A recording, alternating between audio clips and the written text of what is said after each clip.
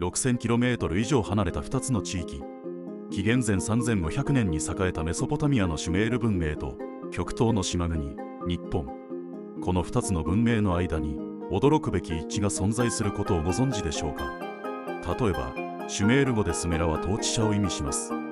そして日本では天皇陛下のことをスメラミコトと呼びます。偶然でしょうか。いいえ、これは始まりに過ぎません。シュメール文明の神話に登場する最高神アヌ、その名は日本語のアマと驚くほど似ています。さらにシュメールの女神イナンがワイネを司る存在として描かれ、日本の稲荷信仰と不思議な符号を見せるのです。学術界はこれらを言語学的な偶然の一致として片付けようとします。しかし本当にそうでしょうか。もしかすると私たちの知らない何か、古代世界をつなぐ失われた文明の記憶がそこに隠されているのかもしれません。今夜私たちは日本人のルーツに関する最も衝撃的な仮説の一つに迫ります。まず現代の歴史学と考古学が示す公式見解を確認しておきましょう。日本人の起源について主流の学説は根血説を支持しています。約3万8000年前から日本列島に住んでいた縄文人と紀元前10世紀頃から大陸より渡来した弥生人が根血し、現代日本人が形成されたという説です。DNA 解析によれば現代日本人は縄文人由来の遺伝子を約10から 15%、弥生人由来の遺伝子を約85から 90% 持つとされています。一方シュメール文明は紀元前3500年頃、現在のイラク南部に突如として出現した謎の文明です。彼らはくさび型文字を発明し、車輪、青銅器、そして複雑な数学システムを開発しました。60進法。今でも私たちが時計や角度で使用している数え方はシュメール人の発明なのです。学術界はシュメール文明と日本文明の間に直接的な交流があったとは考えていません。距離的な隔たり、時代的なズレ、そして両文明の独自性がその根拠とされています。シュメール人は紀元前2000年頃にバビロニア人に吸収され、その後歴史から姿を消しました。日本の古代国家が形成されたのは、それよりもはるかに後の紀元後3世紀以降とされています。しかしここに大きな疑問が生じます。なぜ、これほど離れた文明の間に、説明のつかない類似性が存在するのでしょうか。学術界の説明は、表面的には説得力があるように見えます。しかし、詳しく調べていくと、無視できない矛盾が次々と浮かび上がってくるのです。まず、言語の問題です。シュメール語は膠着語と呼ばれる文法構造を持ちます。これは世界的に見れば珍しいタイプの言語です。そして驚くべきことに、日本語もまた膠着語なのです。さらに興味深いのは、シュメール語と日本語には、発音が似ている単語が500以上も存在するという研究結果があります。目という音素に注目してみましょう。シュメール語で目は神聖な法則や文明の基礎を意味します。日本語では目、女性の目など、生命や始まりを示す重要な概念に使われています。次に、神話の構造です。シュメール神話には天から降臨した神々の物語があります。最高神アヌは天空を統治し、その子孫が地上に降りて人類を導いたとされます。これは日本神話の天孫降臨。アマテラス大神の孫ににぎの命が高間ヶ原から地上に降り立った物語と驚くほど似ているのです。さらに、数字の神秘性です。シュメール人は7を神聖な数字として崇拝しました。7つの惑星、7日間の週、7つの天界。これらの概念は今でも私たちの文化に根付いています。日本でも七福神、七夕など、7という数字は特別な意味を持ち続けています。そして最も説明困難なのが、文化的シンボルの一致です。シュメール文明の遺跡から発見された有翼円盤。翼を持つ円形のシンボルは、日本の古墳時代の埴輪や装飾品にも見られます。両者の間に交流がなかったとすれば、なぜこのような共通のモチーフが存在するのでしょうか。学術界はこれらを人類共通の象徴体系として説明しようとしますが、その説明には無理があるように思えます。偶然にしては一致点が多すぎるのです。ここで一つの大胆な仮説を提示しましょう。シュメール文明と日本をつないだのは歴史に記録されていない失われた海洋文明だったのではないかという説です。実際、最近の研究成果もこの仮説を後押しするかのような発見を示しています。2025年8月、オセアニア、パプアニューギニアの古代遺跡から約3200年前に及ぶ交易ルートの物証が報告されました。貝殻や陶器が遠く離れた島々を結んでいた可能性を示しているのです。考えてみてください。太平洋の島々が古代からつながっていたのです。つまり海で隔絶されていたと考えられてきた地域でも、実際には島と島をつなぐ交易ネットワークが存在していた。この視点に立てば、古代に海を介した大規模ネットワークがあっても不思議ではない。そう感じませんか？紀元前3000年頃、世界には私たちの知らない高度な海洋民族が存在していたかもしれません。彼らは優れた航海技術を持ち、インド洋から太平洋にかけて広大な交易ネットワークを構築していた。そう考えれば、多くの謎が説明できるのです。実際、インダス文明の遺跡からは、シュメールとの交易を示す証拠が多数発見されています。紀元前2350年頃のメソポタミアの記録には、メルスハという遠方の土地との交易について言及があります。多くの研究者は、このメルスハがインダス文明を指すと考えています。では、その海洋ネットワークはさらに東方まで伸びていなかったのでしょうか。古代インド洋には季節風貿易というシステムが存在しました。モンスーンの風を利用すれば、木造船でも長距離航海が可能だったのです。実際、紀元前1世紀のローマ時代には、すでにエジプトからインドまでの定期航路が確立されていました。それよりも2000年以上前に、同様の技術が存在していなかったと、誰が断言できるでしょうか。この仮説を裏付けるかのように、日本の縄文時代の遺跡からは、驚くべき海洋活動の痕跡が見つかっています。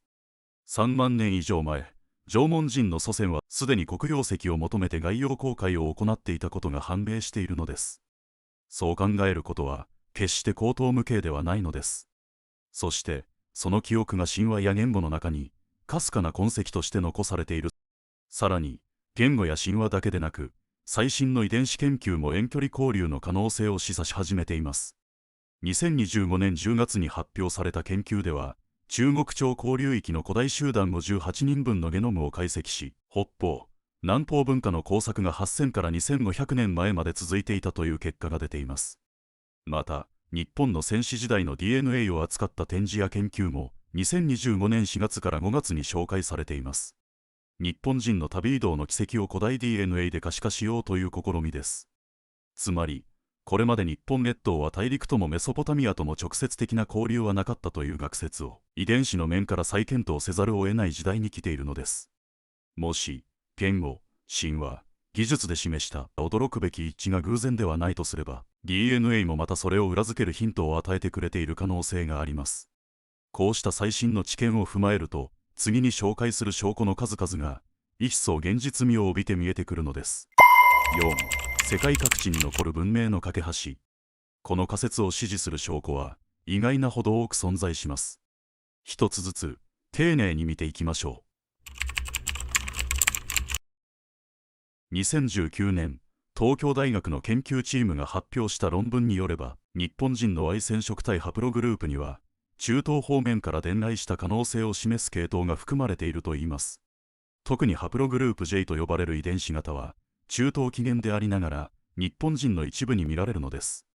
その割合は決して多くはありませんが、古代の人の移動を示す痕跡として無視できません。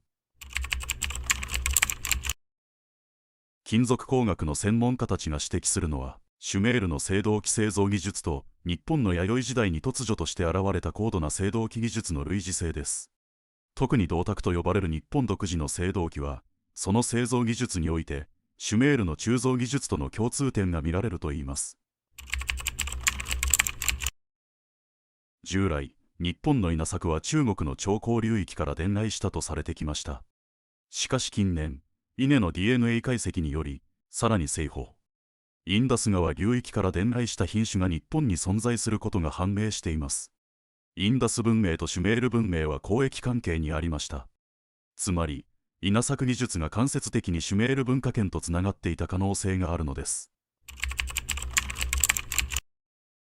シュメール文明の印象に刻まれた生命の木のシンボル。これと酷似したデザインが日本の古墳時代の装飾品や神社のご神木信仰に見られます。生命の木は世界の中心にそびえ立ち、天と地をつなぐ神聖な存在として描かれます。この概念は日本神話における天の御柱と重なります。シュメール人が発明した60神法は天文学や測量に優れた精度をもたらしました。興味深いことに日本の古代建築、特に法隆寺や東大寺などの建造物には60という数字を基準とした設計が見られるという研究があります。偶然でしょうか、それとも古代の知識の伝播でしょうか。ベトナム中部のサーフィン遺跡群、タイのバンチエン遺跡など東南アジア各地にはシュメール文明の影響を受けたと考えられる青銅器文化が存在します。これらは紀元前2000年頃のものとされ、まさにシュメール文明と日本の古代文化をつなぐ中継点として機能していた可能性があるのです。シュメール神話には、神々や英雄が日の昇る方角へ旅をする物語があります。最も有名なのは、不老不死を求めて旅をした英雄ギルガメシュの叙事詩です。彼は遠き東の地にある生命の水を求めました。これは単なる偶話なのか、それとも実際の地理的記憶の反映なのか。今でも議論が続いています。これらの証拠は、それぞれ単独では興味深い一致として片付けられるかもしれません。しかし、これだけ多くの一致が重なると、もはや偶然では説明できないように思えてくるのです。ここまで見てきた証拠の数々は、決して新しい発見ではありません。実は、20世紀初頭から多くの研究者たちがシュメールと日本の関連性を指摘してきたのです。では、なぜこの説は主流の学術界で認められていないのでしょうか。その答えは、歴史学という学問の構造そのものにあるのかもしれません。明治時代、日本が近代国家として西洋列強に認められるためには、文明化された国家としてのイメージが必要でした。そのため、日本の歴史は中国文明から影響を受けた東アジアの一員として位置づけられたのです。もしシュメールとのつながりを認めると、この歴史認識の枠組み全体が揺らいでしまいます。さらに、第二次世界大戦後の学術界では、日本の特殊性や古代からの独自性を強調する言説は、戦前の国家主義的イデオロギーと結びつけられ、タブー視される傾向がありました。シュメールとの関連を主張することは、学術的キャリアを危険にさらす行為だったのです。1975年、言語学者の川崎真嗣氏が日本語とシュメール語という著書を発表しました。彼は500以上の語彙の類似性を指摘しましたが、学術界からは疑似科学として激しく批判されました。しかし、彼の研究を詳細に検証した者は、果たしてどれほどいたのでしょうか。2008年、ある考古学者が日本の古墳から発掘された装飾品について、中東起源の可能性を示唆する論文を発表しようとしました。しかし、査読の段階で却下されたといいます。その理由は既存の学説と整合性がないというものでした。科学は本来、既存の理論を疑い、新しい証拠に基づいて修正していくべきものです。しかし現実の学術界は、時として既得権益や固定観念によって、真実の探求が妨げられることがあるのです。もう一つの要因は、国際政治の影響かもしれません。中東と東アジアの文明が古代からつながっていたという説は、現代の地政学的な枠組みを揺るがす可能性があります。文明の衝突という概念で世界を理解しようとする勢力にとって、古代の文明間交流の証拠は、都合の悪い真実なのかもしれません。歴史とは、常に権力者によって書かれるものです。古代エジプトのファラオたちが前任者の業績を消し去ったように、シュメール文明を征服したバビロニア人が記録を書き換えたように、そして近代国家が自国の正当性を示すために歴史を編纂したように、私たちが公式の歴史として学ぶものは、必ずしも真実のすべてではないのです。シュメールと日本のつながりについて、まだ解明されていない謎は山ほどあります。ここでは、最も重要な7つの疑問を提示しましょう。もし本当に海洋ネットワークが存在したなら、その中心となった文明はどこにあったのでしょうか。インダス文明か、それとも私たちがまだ発見していない海に沈んだ文明なのか。近年、東南アジアの海底で人類史を揺るがしかねない発見が相次いでいます。例えば2025年5月、インドネシアジャワ島近郊で約14万年前のホモ・エレクトス化石群が報告されました。研究者は、海面上昇で沈んだスンダランドに広大な人類活動拠点が存在していた可能性を指摘しています。もしこのような消えた土地が文明基盤だったとすれば、シュメールと日本をつなぐ交易ネットワークの中間拠点として機能していた可能性も浮かび上がってきます。日本の天皇を意味するスメラミコトとシュメールの統治者スメラ。この言語的一致は本当に偶然なのでしょうか。2025年7月、シュメール文明の年度版断片 NI12501 が翻訳され、紀元前約2500年頃の新たな神話の一節が明らかになったと報じられました。翻訳によれば、そこには神に選ばれし統治者の概念が記されており、スメライコール統治者という構造がより明確になっています。偶然の一致か、それとも支配者概念という共通の起源を持っていたのか。この問いはますます深まっています。縄文時代は約1万6000年もの長期にわたります。その間、縄文人たちは外界から孤立していたのでしょうか。それとも、私たちの知らない交流があったのでしょうか。特に紀元前3000年から紀元前1000年頃、シュメール文明が最盛期を迎えていた時期の縄文文化には、謎が多いのです。そして、日本国内でも、最近とても興味深い発見があります。2025年9月には、考古学研究チームが、縄文時代にあたる6000年以上前の日本列島で使われていた漁網の構造を、CT スキャンなどの最新技術で復元したという論文を発表しました。この研究によれば、北海道から九州まで異なる地域で大きな網、細かい網など、用途も構造も異なる網が使われていて、漁だけでなく陶器製造の補助具として使われた痕跡もあるとのこと。つまり、縄文人たちが海を利用した生活だけでなく、技術として網と海を行き来していた可能性が浮上しているのです。これは、海洋を横断する技術や、海を道として使う習慣が、列島内部で想像以上に整っていたことを示唆します。6000km もの距離を海で結ぶ仮説を立てる上で、日本側に準備があったとも読み取れるのです。当時の船舶技術で、本当に太平洋を横断できたのでしょうか。最近の実験考古学では、古代の技術を再現した船で長距離航海が可能であることが証明されつつあります。さらに2025年、キューバ沖の海底で6000年以上前とされる石像構造体が再調査され、沈んだ都市との関連が再び議論を呼んでいます。海洋に沈んだ巨大構造物の存在は、古代人が思いのほか高度な航海術と建築技術を持っていた可能性を裏付けます。もしそうなら、太平洋横断も不可能ではなかったのかもしれません。古事記や日本書紀が編纂される以前、交渉で伝えられていた神話には、どのような内容があったのでしょうか。近年では、AI 技術を使って交渉神話を再構築する研究が進められています。これにより、記録されなかった神話の断片が浮かび上がりつつあります。もしその中に、シュメールとのつながりを示すような要素が含まれていたとしたら、私たちが失われた章と呼ぶものは、実際には古代の交流の記録だった可能性もあるのです。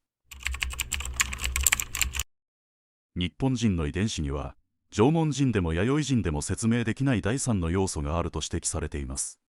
2025年10月にネイチャー誌で報じられた研究では、中国朝交流域の古代集団58人分のゲノムを解析し、8000から2500年前に北方、南方文化が長期にわたって交錯していたことが判明しました。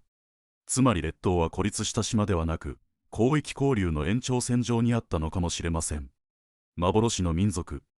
それは、遠く西方から到来した古代の移住者だったのでしょうか。紀元前2000年頃、シュメール文明は突如として歴史から姿を消しました。干ばつ、疫病、侵略。様々な説がありますが、決定的な答えは出ていません。しかし近年の研究では、スンダランドをはじめとする東南アジアの海底遺跡が、文明の移動、脱出、変容を裏付ける可能性があると指摘されています。もしシュメール人の一部が東方へ逃れたのだとしたら、その記憶は天孫降臨役に譲り、といった日本神話の物語として受け継がれているのかもしれません。これらの謎の答えは、まだ地中深くに、あるいは海底に眠っているのかもしれません。あるいは、私たちが見過ごしている古文書の行間に、すでに記されているのかもしれません。ここまでシュメール文明と日本の驚くべきつながりについて見てきました。言語、神話、遺伝子、技術、あまりにも多くの一致が存在します。しかし最も重要なのは、私たち一人一人がこの情報をどう受け止めるかです。学術界の公式見解を信じるのか、それともまだ語られていない可能性に目を向けるのか。答えは一つではありません。むしろ答えは私たちそれぞれの中にあるのかもしれません。歴史というものは発見されるたびに書き換えられてきました。かつてアメリカ大陸への人類の到達は1万2000年前とされていました。しかし2021年、ニューメキシコ州で発見された足跡化石により、その年代は2万3000年前まで遡ることが判明したのです。常識は常に塗り替えられるのです。日本人のルーツについても、これから新たな発見があるかもしれません。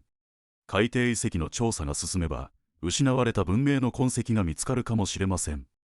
古代 DNA の解析技術が発展すれば、私たちの祖先の旅路がより明確になるかもしれません。そして何より、私たち自身が常識を疑う勇気を持つことが大切なのです。もしシュメールと日本が本当につながっていたとしたら、それは私たちに何を教えてくれるのでしょうか。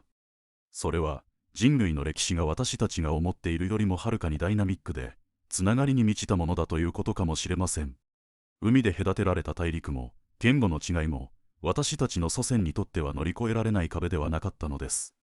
古代の人々は、私たちが想像するよりもはるかに勇敢で、知的で、冒険心にあふれていたのかもしれません。彼らは星を読み、風を読み、そして未知の世界へと船を漕ぎ出していったのです。その記憶が、神話として、言語として、そして私たちの DNA の中に、今も息づいている。そう考えると、なんだか胸が熱くなりませんか。今夜、夜空を見上げてみてください。シュメール人が見上げたのと同じ星々が、そこに輝いています。6000年の時を超えて、同じ星座を見つめる私たち。そのつながりの中に、もしかすると、失われた真実へのヒントが隠されているのかもしれません。歴史の謎は、まだ終わっていません。むしろ、これから始まるのです。あなたは、この物語をどう受け止めますか。単なる偶然の一致として片付けますか。それとも、失われた真実への扉として、さらなる探求を続けますか。答えは、あなた自身の心の中にあります。このチャンネルでは、古代遺跡や文献に隠された暗号から、文明の真実を探り続けています。エジプトのピラミッドと世界各地の巨石文明をつなぐ失われた測量技術の謎、マヤ文明のカレンダーが予言していた2012年以降の新しい時代の本当の意味、そして南極大陸の氷の下に眠るという古代文明の痕跡、これらのミステリーについてもこのチャンネルで深く掘り下げています。シュメールと日本のつながりは人類史における巨大なパズルの一辺に過ぎません。まだ見ぬピースが世界中に散らばっているのです。もし今日の話が心に少しでも残ったならぜひ他の動画も覗いてみてください。そしてよろしければチャンネル登録と高評価で次の謎を解くたびに共に出発しましょう。ご視聴ありがとうございました。また次の禁断の古代ミステリーでお会いしましょう。